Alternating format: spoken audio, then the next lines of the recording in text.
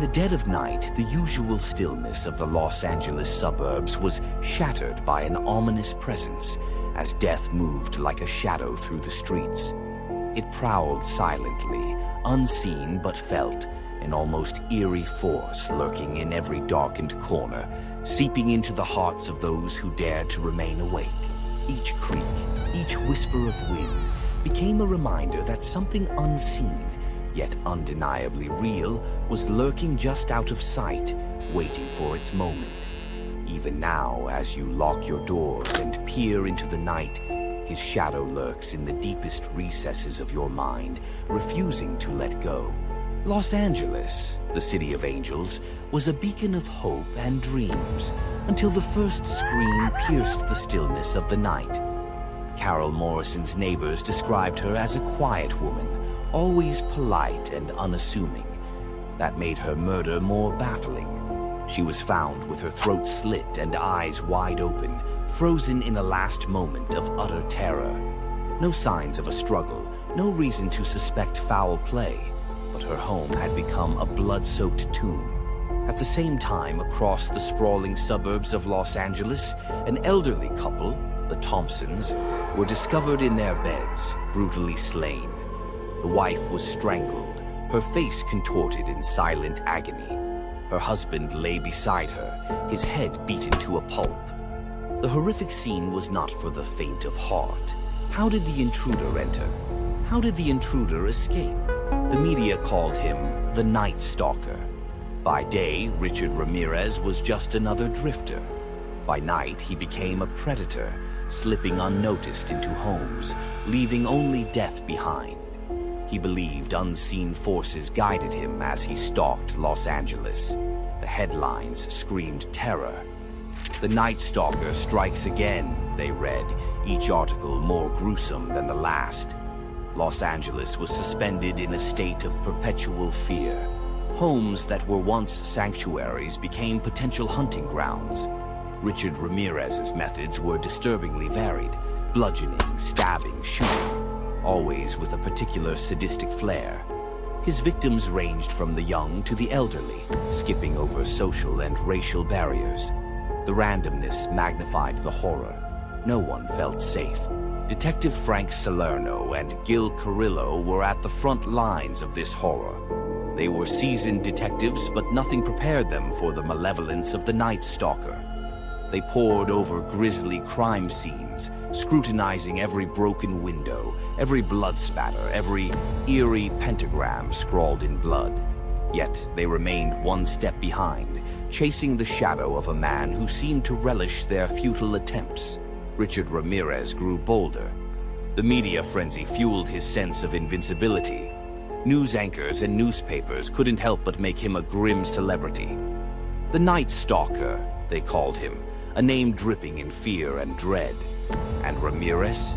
He loved it. He believed he was chosen by a dark force, an assassin of the night, and the city of angels was his playground. Richard Ramirez's M.O. was simple, yet terrorizing. There was no fixed entry point, no set pattern. An open window, a forced door, each method as unpredictable as his choice of victims. He transitioned from home to home with an eerie finesse, a phantom leaving behind whispers of death and satanic sigils. Be it bludgeoning, stabbing, or shooting, his attacks were ritualistic, leaving the city and its inhabitants paralyzed by anxiety. One particular night, the Sanchez family became his next target. Mrs. Sanchez was found with her jaw shattered, her lifeless fingers clutching a crucifix she managed to grab in desperate prayer. Mr. Sanchez was discovered in the living room with his skull cracked open, the blood pooling around his body forming grotesque patterns. Like previous crime scenes, a pentagram was scrawled beside them, and Detective Salerno inhaled deeply as a familiar sense of helplessness crept in. Fear tightened its grip on Los Angeles. Each night, the news showed shattered homes, grieving families, and blood-streaked crime scenes. As the media fueled the dread, residents locked their doors, scanning the darkness for any lurking shadow. The Night Stalker's terror felt inescapable. Richard Ramirez moved like a shadow, undeterred by the city's heightened vigilance. He exploited Los Angeles' vastness, staying ahead of authorities with calculated yet unpredictable crimes. His brutal efficiency and random attacks taunted those hunting him, deepening the city's terror. One night, the Mendoza family fell victim. The scene was a nightmare. Mrs. Mendoza, age 32, found in the kitchen, her body punctured with over 20 stab wounds. Mr. Mendoza was discovered outside, the gunshot wound at close range leaving no ambiguity. Detective Carrillo found it most unsettling that a child's toy, untouched by the violence, lay beside the sprawling bloodstain. The randomness gnawed at him. How could they predict the next strike when there seemed no logic? Mistakes surfaced. Richard Ramirez left a distinct Avia sneaker print, half hidden in the flower beds of his last victim's home. It was rare evidence, a crucial lead. What had been a baffling trail of terror was now coming into focus as investigators closed in on the elusive killer. As the investigation intensified, Salerno and Carrillo found an abandoned stolen car linked to Richard Ramirez. Inside were fingerprints, tangible evidence at last.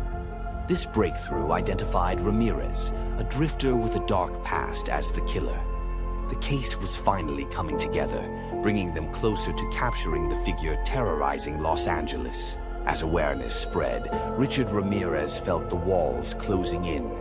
Paranoia gripped him, yet his belief in his dark mission drove him to more savage crimes. His final days were marked by desperate violence. On August 30th, 1985, his reckless overconfidence led to his downfall. Spotted stealing a car, he was recognized from police sketches, sparking the chase that ended his reign of terror. What followed wasn't a police operation, but an uprising. Fueled by fear and fury, an angry mob of East Los Angeles residents chased Richard Ramirez. The terror he once embodied was now his own. In a twist of fate, the community he terrorized brought him down, marking the poetic end of his violent rampage. Richard Ramirez's trial became a macabre spectacle, captivating the public. Smirking with arrogance, he flashed a pentagram carved into his hand, relishing the attention. There was no remorse, only defiance. He saw himself not as a criminal, but as a vessel of Satan, spreading chaos. His twisted self-image turned the courtroom into a stage for his dark performance. Throughout the trial, Ramirez remained chillingly nonchalant, mocking the court and sneering at grieving families. His dark presence consumed the room, showing no remorse. Convicted of murder, assault, and burglary, he was sentenced to death. Yet, even with the verdict, his haunting shadow lingered long after the trial. As he was led away, Ramirez taunted, "Big deal. See you in Disneyland." His chilling words echoed his indifference, leaving a scar on the city's psyche. The courtroom fell silent, but his final taunt lingered, casting a shadow over Los Angeles. Richard Ramirez died in prison in 2013, but his legacy as the Night Stalker endures. His cruelty and randomness remain chilling, a dark stain on Los Angeles. The city will always remember the predator who walked among them, a haunting reminder that some monsters hide in plain sight, waiting for nightfall.